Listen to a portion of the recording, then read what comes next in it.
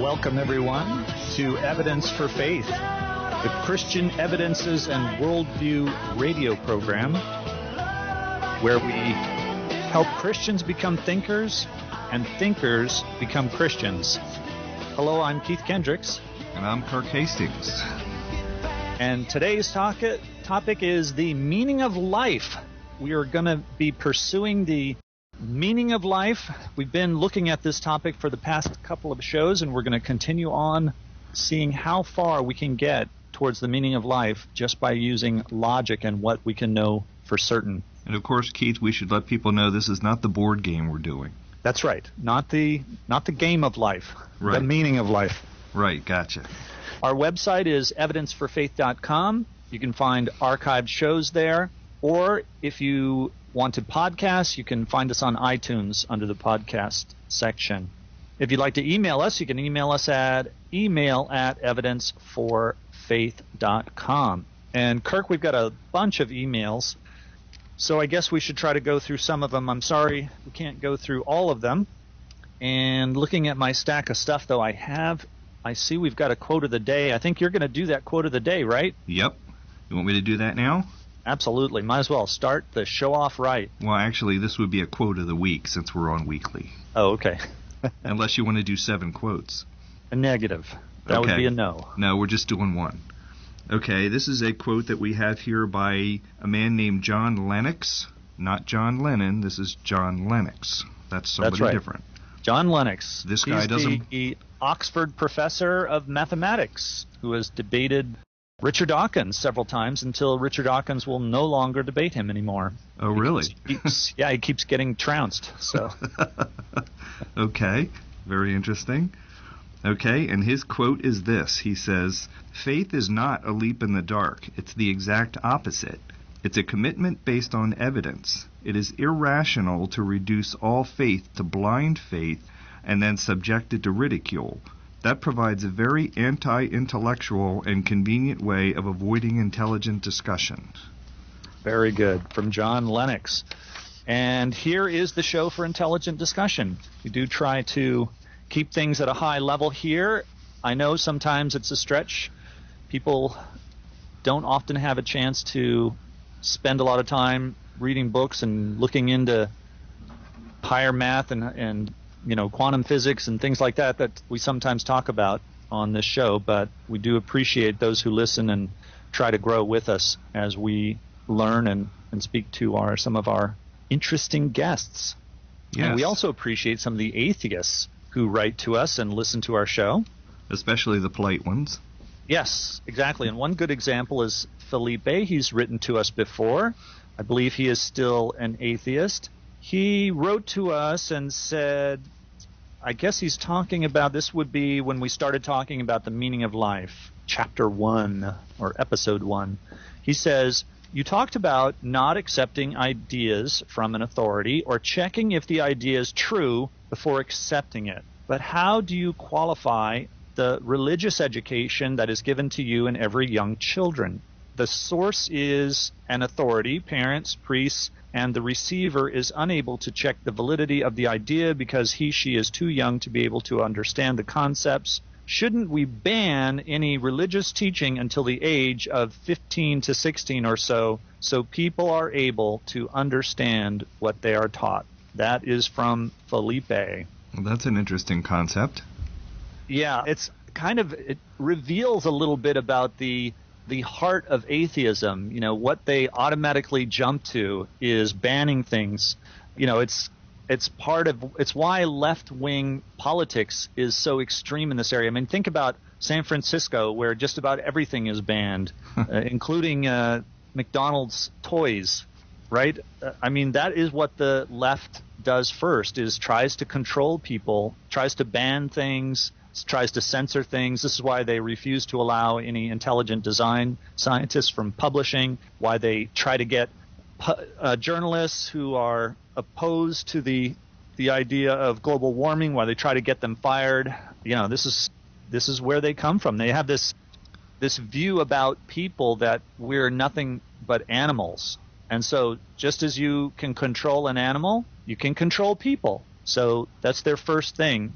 Well, I think it also comes down to these kind of people think that they're smarter than everyone else, and that they know better. So we need to ban all this stuff so the less intelligent people don't get fooled by it. Right, because they're so certain they're right. Right. Yeah, well, my question to Felipe would be, I understand what he's saying, that okay, heavy theological stuff, maybe little kids don't understand that, so he's saying, okay, maybe we shouldn't. And of course we don't. That's right. We do keep the heavy theological stuff, and especially in the United States, secularists have gotten religious teaching banned from schools. Sure. But here's my response to that. I would say, okay, then if we're going to ban all religious teaching until you're 15 years old, then how about let's ban all teaching on evolution until you're 15 years old too? Right. Yes, exactly. The religion of atheism. Sure. And he doesn't address the issue of that psychologists have shown that children are instinctively theists. They are born with a concept of God.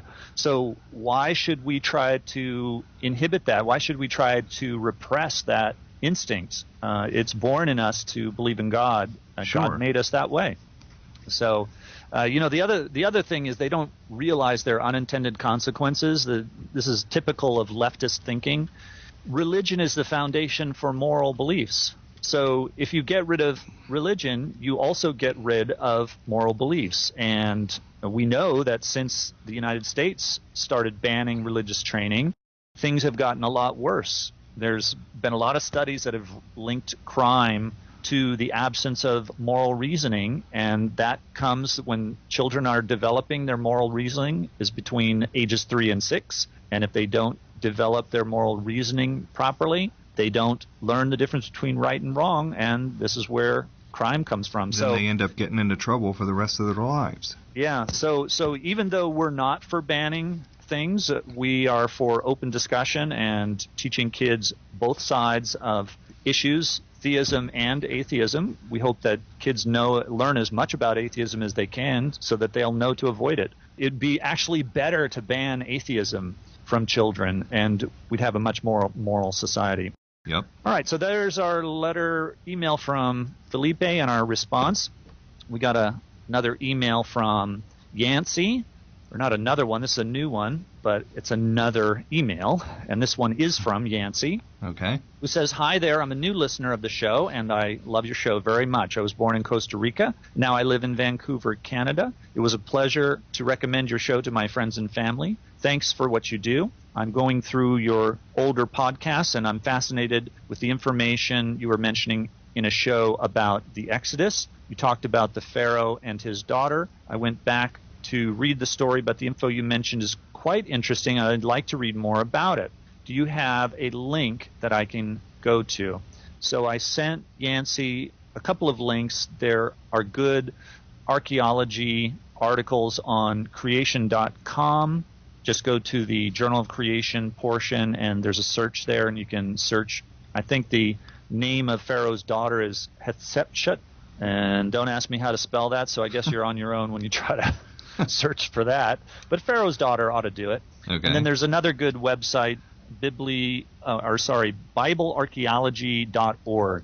They have several articles on who was the Pharaoh of the Exodus and who was his daughter. That's a good site. They publish a really good magazine with really interesting information about the latest archaeological findings that relate to the Bible.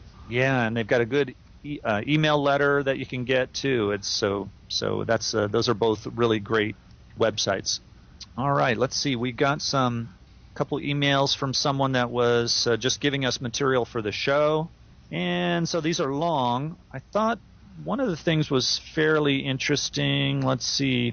It talks about the discovery of a tulip-shaped creature. This is kind of interesting, Kirk. They discovered this in the Burgess Shale, which is up in Canada. It's the Cambrian layer, so it's discovered in the Cambrian explosion, which I believe now the latest thing I heard is that Cambrian explosion supposedly occurred over about a 5 million year period, which is a blink of an eye, and virtually every living body plan for plants and animals suddenly appears. And so he's talking about this paleontologist Lorna O'Brien who gets interviewed, and he gives the link. He says, during the interview, O'Brien said, well, it's actually quite surprising that given we have over 1,100 specimens of this tulip-shaped creature, we still can't actually place this animal on the Tree of Life. And so he thought that was real interesting, that they're, completely clueless as to where this would fit in the Tree of Life. Maybe it doesn't fit. Yeah, well, that's the problem. It doesn't fit, and that's why they don't know where to put it. Right. And so he says, how does evolution explain the Cambrian explosion of every major animal body plan in a single rock system? Then he quotes from Stephen Jay Gould, who said, quote, an elegant study published in 1993 clearly restricts this period of phyletic flowering to a mere 5 million years. Okay, so that's the reference I was thinking of, and that's from Scientific American, October 1994, page 89.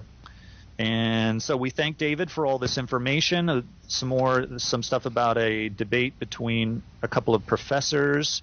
And so that's that for that email. And then he sent this. This is kind of funny. This was his response to an atheist who was commenting about John Huntsman, who was backing evolution. Mm-hmm. So this is from the atheist, and I'll just point out a couple of things. Now, David didn't mention this in his response, but I just saw this incredible contradiction in the middle of this guy's paragraph, so I thought I'd point this out. He says, okay, so this is the atheist. He says, when the creationist ideas can show anything wrong with the theory of evolution and the evidence it describes, then scientists will start listening. To date, let's see, this is going to be too long. Let me jump down. So they pretend, then talking about creationists, they are not scientists for one major blindingly obvious reason. They are not open-minded. But he just said that the evolutionist scientists don't listen to the intelligent design people. So he says, once they start giving evidence, then we'll start listening. So he admits that they don't listen. And then he accuses the ideas of being closed-minded. So I just thought that was really hilarious. Well, you're closed-minded because you won't listen to us, but we're not closed-minded because we're right. That's exactly right. Isn't that funny? Uh-huh.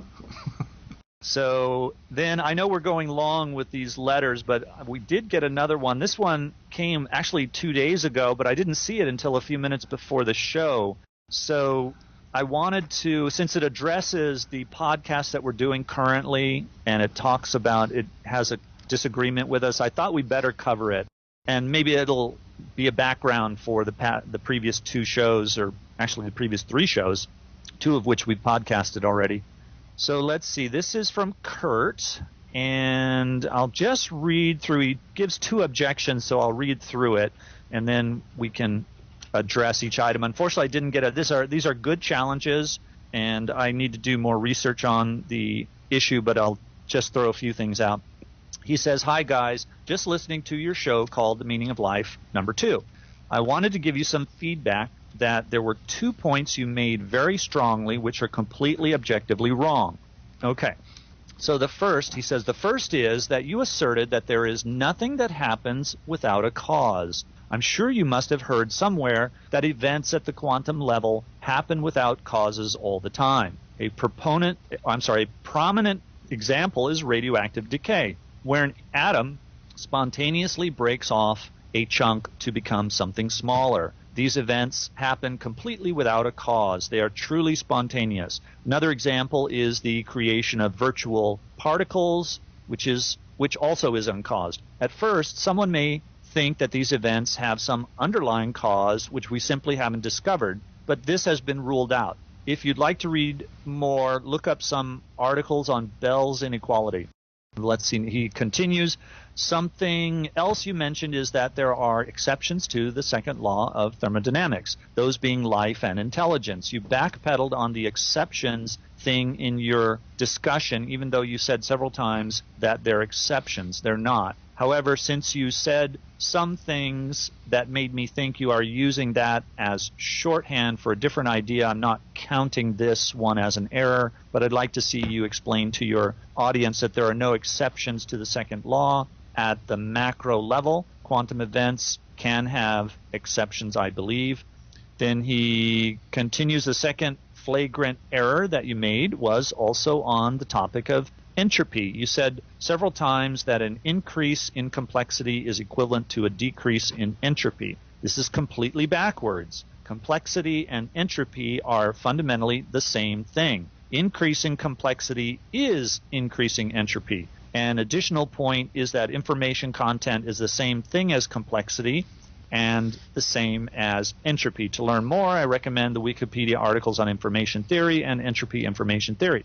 Well, let me get this straight. He's saying that increased complexity and increased disorder are the same thing? That's what he's saying. I don't understand that reasoning. No. It may be. I think he's thinking about something called Shannon information. There's this theory that the more complex something is, that the more ability it has to hold information. And so if something is more disordered, it has the ability to hold more information, which obviously information is complex. So, for example, Kirk, if I asked you to send me a text, tell me how you're feeling, but I want you to send it only using the letter A. Okay? Right? I mean, you're not going to be able to send me very much information, right? I'm not going to be able to understand what you're talking about. You're not going to be able to send me information. But let's say that I had a string of, let's say I took the Chinese alphabet and I arranged it in random order. Okay? Now, if you measure information as Shannon information, that would actually have a high level. Shannon information is like the potential information that a text can carry. So Shannon information, it means it could be a very complex message, but the problem is that the way I described it, there's no message at all. No. It's just a random, Chinese characters. There's no message there. No, that's not intelligence. So what he's doing is he's confusing this concept of disorder. In other words, you can see that how if you sent me a string of A's, a text that had 13 A's in it, that would be very orderly, right? True. But it wouldn't contain any information. Right. Or you could send me a string of Chinese characters, say 13 Chinese characters. Now that has a lot of disorder in it. Do you see how it has a lot of entropy in it because it's very disorderly? Right. But it doesn't necessarily contain any information, and that's where he's making the mistake. So he's thinking that Shannon information is because it is complex in that sense. I still wouldn't put the possibility for complexity and complexity in the same camp. They're two different things. Exactly right. And this is the same mistake that the atheists that we were debating made when they were talking about how when ice melts, it increases its entropy. It decreases its entropy because it's becoming more ordered. Well, we were very careful to mention that in this discussion that we've done over the past 3 shows, that it's not disorder that is necessarily what means complexity, or entropy increasing. Entropy increasing actually makes things more uniform, right? Everything is going to deteriorate in the universe until it's nothing but basically infrared photons flying around at near zero. That's how the universe is going to wind up. Everything is going to decay away. Everything's going to kind of flatten out. Exactly. So it becomes more uniform. Right. But that's not the same thing as complexity. It's more orderly in that sense, but orderliness has multiple meanings. Orderly can mean complex, or it can mean just always the same. Right. And so like that string of letters, string of A's, that's very orderly, but it doesn't contain any information. It doesn't mean anything. That's right. So I think that's where he's going wrong. I'll have to look up the articles that he mentions. Unfortunately, I didn't have time since I just saw this before the show started. Right. So now let's go back then and talk. Well, let me finish off his email just so we see. It says, these 2 things I brought up, uncaused events and complexity as entropy, are not controversial to people in the fields, although I have seen creationists get them wrong before. I think you owe it to your audience to correct these egregious errors. So I'm not sure that Curtis is telling us that he is an expert in this field. If so, he himself has made a terrible error. But again, this is just off the top of my head. I mean, I'll have to look up these articles and see exactly where he went wrong in his thinking. I think this is the only way he could mistake that complexity is entropy. I mean, any standard text on the second law of thermodynamics is going to tell you that entropy is disorder. It's not complexity. Well, I don't understand his first point either, that there are uncaused causes. Right, yeah. Well, that to me seems to violate a basic law of science that's pretty well settled. Sure it is, and of course it's settled, and what this is some particle physicist playing philosopher and just really not understanding cause and effect. Radioactive particles breaking down, to me, is not an example of an uncaused cause, because there's something causing it to break down. Exactly right. Of course there is. Of course there is. So what they get confused about is that there's this thing called Heisenberg's uncertainty principle, and what it tells us is that there's an unpredictableness to the quantum level of atoms. And so things happen randomly. So, for instance, complex molecules, complex atoms will decay, they'll break down spontaneously. Okay, so there's a couple of things that are going wrong. They're equivocating on this word spontaneous. Spontaneous means there's no outside cause, but that doesn't mean there isn't an internal cause. So, for instance, we use the term spontaneous applause, right? That just means that people started applauding for no reason. It doesn't mean that there wasn't an actual reason. It just means there was no outside reason. So that's what spontaneous means. To me, that there is a reason. There's something that caused them to applaud, but it caused everybody to applaud at the same time, which is where the spontaneity comes from. I mean, nobody caused anybody else to applaud. They all decided on their own to applaud at the same time, but something made them all decide to applaud. Yes, exactly. It's not truly uncaused, right? Right. Something is spontaneous. It just means not from an outside source. So, and of course, what we're talking about is decay. That this is entropy increasing.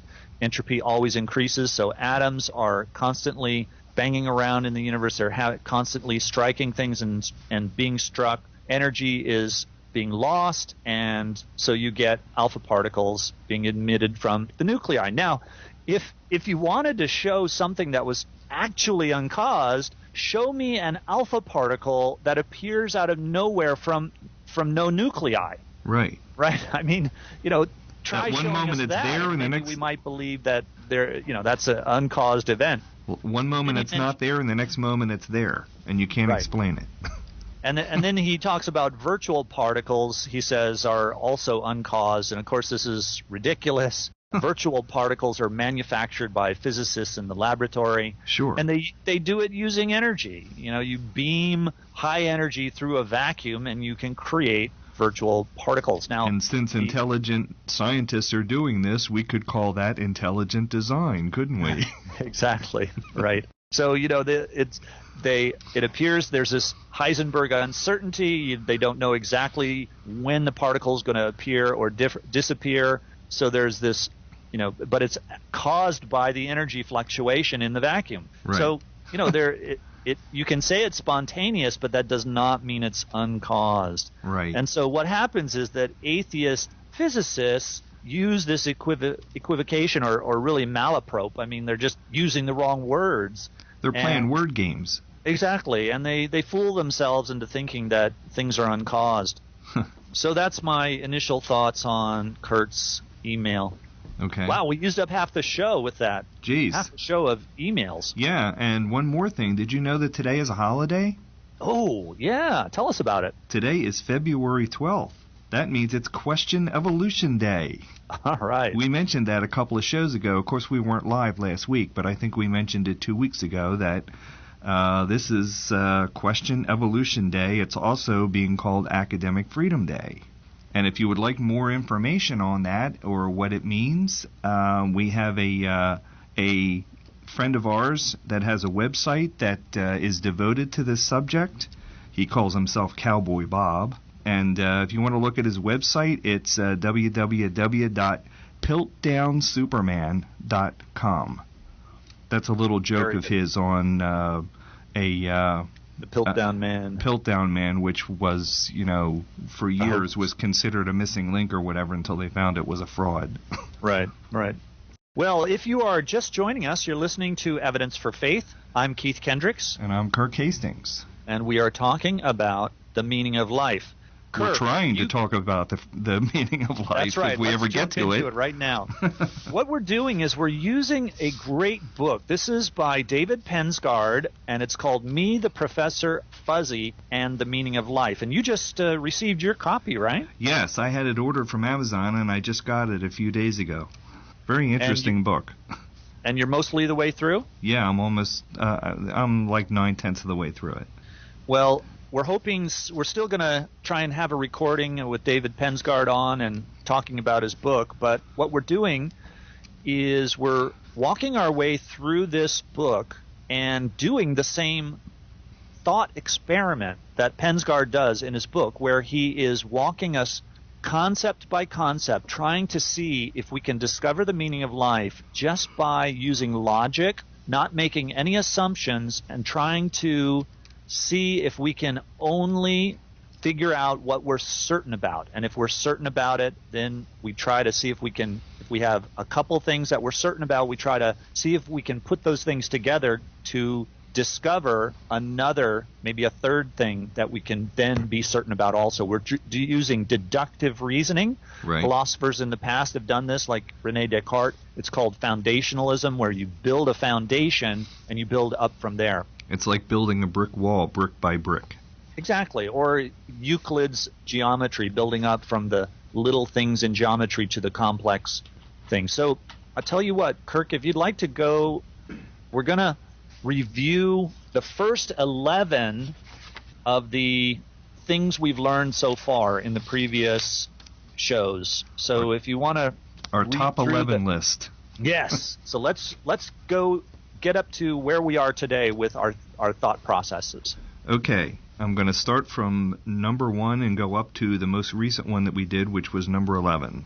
Okay, we started with concept number 1, which is you are thinking. That's pretty sure that you're doing that, or else we wouldn't be discussing any of this. Right. Number 2, the logical deduction is if you are thinking, then those who think exist. Right? Right. Okay. Now, the number 3 brick that we can build on that is you exist. Mm-hmm. That's pretty sure. Obvious deduction. Right. Okay. Number 4 is you exist in time, because it takes time to think. Mm-hmm. All right. Number 5, the outside world exists. Since right. you are thinking and you exist, then other people who are thinking must exist too. Therefore, the outside world exists. There you go. Number 6, all events are caused, which doesn't take much brains to figure that out. It's a scientific law. Right. Number 7. All that we know about existence is that all events are caused, even at the quantum level. Yes. Even when we don't know what the cause is, it's right. still caused. All right. Number 7, entropy is always increasing. Right. And entropy is disorder. It's not order. It's not information. It's disorder. This is the second law of thermodynamics that we were talking about. Right. All right. Number 8, if entropy is always increasing, then that means the universe is winding down. Yes, it is. Right? All right. Now, if the universe is winding down, number 9 must be the universe must have had a beginning at some point. Correct. All right, when it was totally wound up. All right, number 10. From that, we can assume that the presence of motion requires an original mover, or as Aristotle put it, a prime mover. Right. Right? All right, and then we come to number 11, the most recent one, which is presence of complexity must require a designer. That's right. Because complexity can't put itself together. So those are the 11 facts that we have determined, the things that we can know for certain. And then at the end of the last show, we started talking about how the universe is a miracle. And we weren't able to really follow through with that idea. So let's try and finish up with that. The universe is a miracle. Right. Now, our definition is a miracle is something that happens even though it's physically impossible. So it's something that is actually violating a law of the universe, a law of physics. Right. Now, is this a contradiction to what we said before, that impossible things never happen? At the end of the last show, we were quite clear, impossible things never happen. Right. And David Pensgard in his book explains, actually, it's not a contradiction, and this is why. All right. If we know that low entropy systems, okay, those are complex systems, like life or the young universe itself, which had a bunch of energy at a low entropy state, can never be created by our universe, and yet we know that they do exist, then something besides our universe must be responsible. So this is an obvious deduction from what we know. Okay, according to all the scientific laws that we're aware of, the universe couldn't have just created itself. Right. So what we've discovered is we know that both motion and complexity exist, right, in the universe. We can look around, we see complexity, we see motion. We've discovered that the universe cannot provide either one because of the laws of thermodynamics. Right, especially if we go back to the very first motion or the very first instance of complexity. The universe couldn't have done that itself because it didn't exist yet. Right. So instead, what's happening in the universe? It's constantly losing complexity, and it's randomizing all motion. Okay. So not only is the universe unable to sustain itself, but it could never have begun by itself. Nope. So that leads us then to 4 more certainties, 4 things that we can know for certain. Okay. So I love this idea about labeling these with numbers. David Pensgard doesn't label them in his book, but I think this helps to follow through. Right. So number 12, the universe could not have begun on its own. Okay. And number 13, you want to do number 13? Yep. Number 13 is then the universe is unable to sustain itself. And then, so these 2 things then lead by deduction, logical deduction. Number 14, our universe is inadequate. It cannot stand alone. Right. Now, this last statement has a corollary. It's kind of obvious again. All of these so far, we're just following obvious deduction. Right. The corollary is there must be more. Right. So the obvious result of our universe being unable to stand alone is that something else must exist. Right. Right? I mean, pretty obvious if you just think about it for a minute. Now, if the universe couldn't have created itself, and if it's unable to sustain itself, it's winding down all the time, remember? It's not winding up. It's losing energy all the time. Yep, then usable energy. There's got to be something else. There's got to be something else that set it in motion to begin with. Right. Remember, it's not losing energy. It's because, remember, from right, energy can't be created or destroyed. That's right. It's losing usable energy. How about that? Correct. That's right. It's losing usable energy. So there's a word that describes what the outside of the universe is. What, that thing which is outside. What is it that's outside the universe? It's the word supernatural. Okay. Right? Super is above, over, beyond, and the natural is, the material world and the phenomena related to this universe. Right. There's the natural and the supernatural. Exactly. Now, the next question is, can we know anything about it? About the supernatural. That's right. Can we know anything about it? Well, how about number 15? Okay. The supernatural exists. We now know that the supernatural exists. Something beyond the natural must exist somewhere. Right.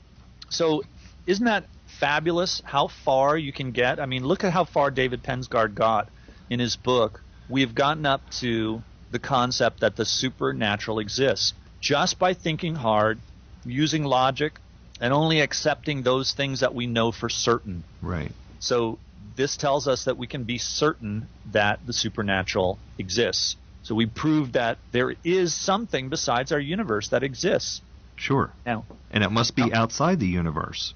That's right. Because it's not natural. It's not part of the universe. Right. So I imagine our listeners are probably thinking that this is as far as David Pensgard can possibly go. But actually, he shows us that logic can help us build on what we've learned. In fact, the very same things that necessitated the existence of the supernatural at all can tell us something more about it. So we'll look at that. We just want to remind people that if you're just tuning in, you are listening to Evidence for Faith. I'm Keith Kendricks. And I'm Kirk Hastings. And we are talking about the book, Me, the Professor Fuzzy, and the Meaning of Life. We're talking about the search for the meaning of life, and can we do a thought experiment and determine the meaning of life just by using logic and building on things we know for certain. Right. And we didn't mention this week too that this whole book is done in a graphic design like a comic book format. Yeah, which makes it very different. So it's really, I think he would say he is aiming at the junior high school level. Yes. So, but talking about some very deep philosophy, but nothing that I think is beyond anybody at that level. No, and of nothing course, that we should ban this from the schools like the atheists want us to. Well, of course, because it disagrees with what they think. And of course, now, he's obviously catering to the very visual generation now. That it seems like kids learn better when they have visuals, to go along with what they're learning. So I think that's why he did this book in the form he did. Yeah, I know it helps me a lot when I'm teaching, and I use sign language because kids are so visual learning these days. Really? So, no, I'm just kidding. Come on. Can you imagine a teacher up there doing sign language? Yeah, as a matter of fact, all those visual learners. I just had a picture of you doing that, and that was like very interesting. I'll tell you, I had a funny thing happen to me. My son, Christopher, very, very bright boy. He was about 3 years old, and when he was 2, he was speaking in full sentences and playing card games, like Crazy Eights and Go Fish and things like that. My gosh! 2.5 years old. I don't even think I was toilet trained at 2. I think he was. I think he was early 3 years old. I mean, like he could count when he was. He could count from like backwards from 20. And things like this. I mean, it's just really incredible. He's a really bright kid. So he walked up to me when he was 3 years old, and he goes, and he had been learning his alphabet because, we were reading to him and things, and he liked that stuff. Not that we were forcing him, I'm very against this teaching kids to read too early. But anyways, so he walks up to me and he says, "Daddy, can you teach me the alphabet?" And so, in the back of my mind, I'm thinking, oh, I guess he's not that bright after all. That's too bad. But sure, he's only 3. Sure, I'll teach him the alphabet. So I said, okay. So I got a piece of paper and I said, okay, this is an A. And he goes, no, Daddy, not like that. With your hand. And I said, what are you talking about with my hand? And he goes, like this. And he shows me the sign language word for A. Our letter for A. And he goes, A, B, C. In sign language. I go, where did you get that? He got it from Sesame Street. Oh, okay. So they had a show on sign language, and they taught the kids ABC in sign language. So here he is, 3 years old. I taught him. I went through the alphabet with him, A, B, C, D, E, F, all the way through. He remembered all the sign language, and he would walk around the house with his hand hanging down on the side and doing the sign language, going A, B, C, D. So he did his alphabet in sign language, A, B, C, D. And I noticed, a few weeks later, I noticed how fast he had gotten at it. So I asked him to do it for me, and I timed him, and he did it in 18 seconds. Oh, my gosh. Is that incredible? Now, how old is he today?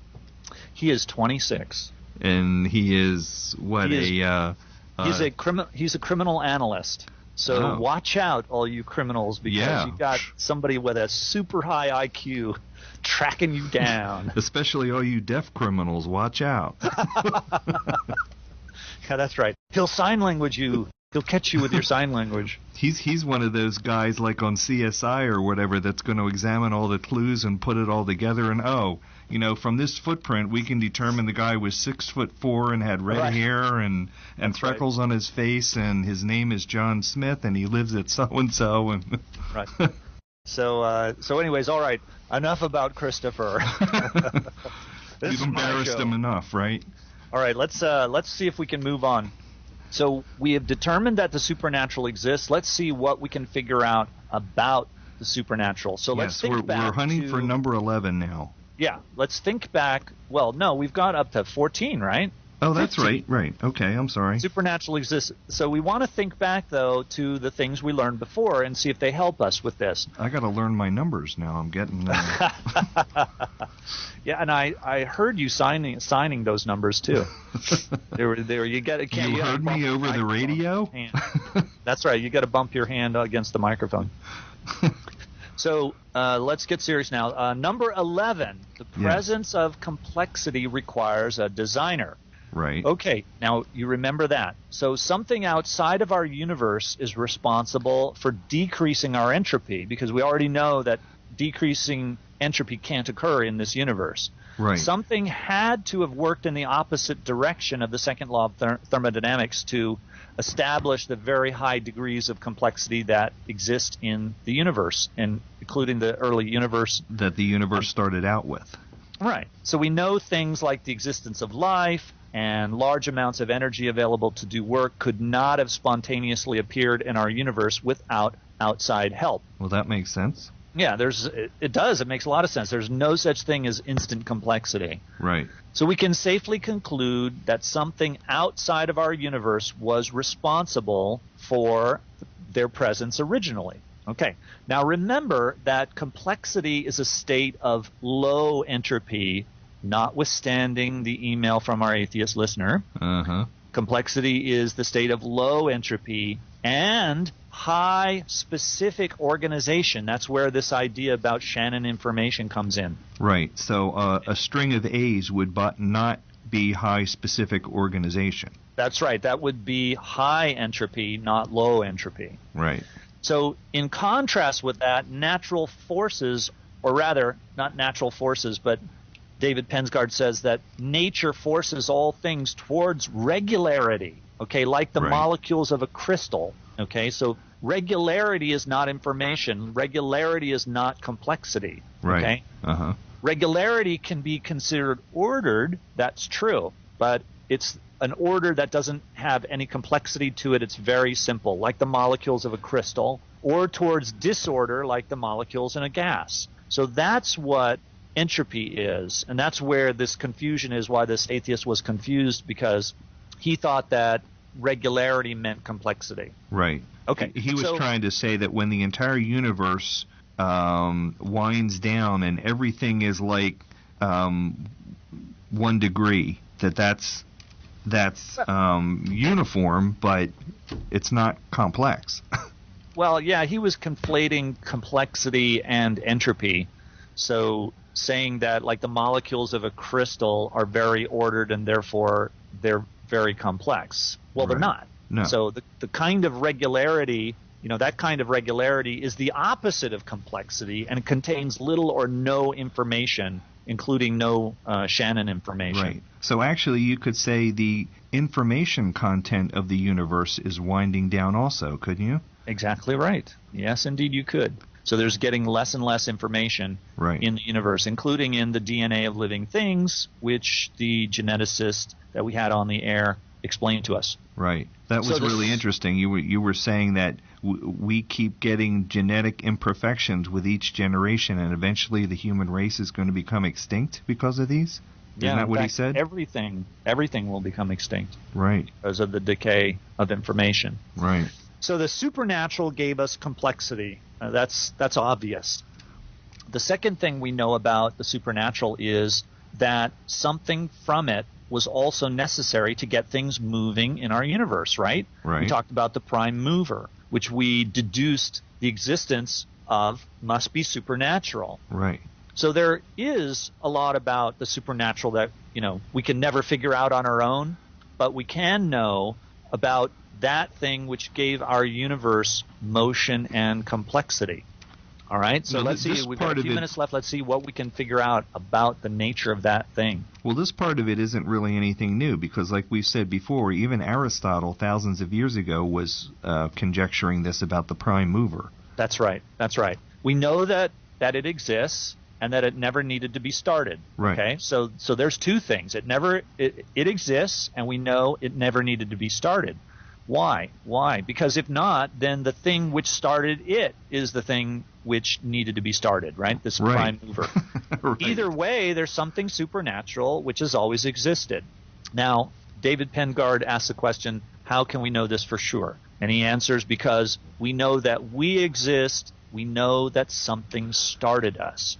Right. And we didn't start ourselves. That's right. And that something would be in the same boat as we are in. That is, that it would also need a starter unless it was inherently eternal. Right. Okay, so there's something new that we know. The buck has to stop somewhere. Something must ultimately be responsible for the existence and the condition of everything else. That makes sense to me. Well, there's no logical alternative. No? I'd like to see someone come up with one. Must have started our universe and designed systems of high complexity. Right. It simply cannot be any other way. Is that a pun, simply? Exactly. Yes, it is. The early universe was actually not simple. So that gives us item number 16. Okay. Something supernatural ordered our universe. Makes sense. Number 17, it was the prime mover. Okay. All right, so we've added two more things that we can know for certain to our list of certainties. And we know this is valid because the first law of thermodynamics states that in our universe, energy can neither be created nor destroyed, so the source for energy in moving things must be supernatural. Right. It must be outside the natural universe. So before we continue, let's briefly look at an interesting fact that we talked about briefly on a previous show. E equals mc squared. Right. Right? We mentioned before that matter and energy are interchangeable. Right. So this has interesting implications when we talk about what a prime mover is exactly. What it means is that energy in the form of motion or kinetic energy was provided by an outside source, right? We call that the prime mover. Right. But what about the matter that was being moved? Where did it come from? Right. That's the next question. Because we know matter and energy are so similar, we can see that logically the issue has already been addressed.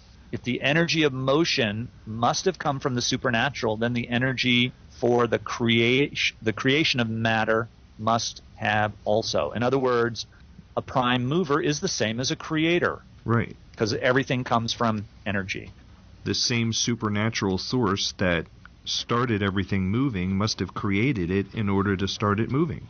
And we will continue on with this, learning about what this supernatural thing is, this thing that is the prime mover that added the complexity to the universe. You've been listening to Evidence for Faith.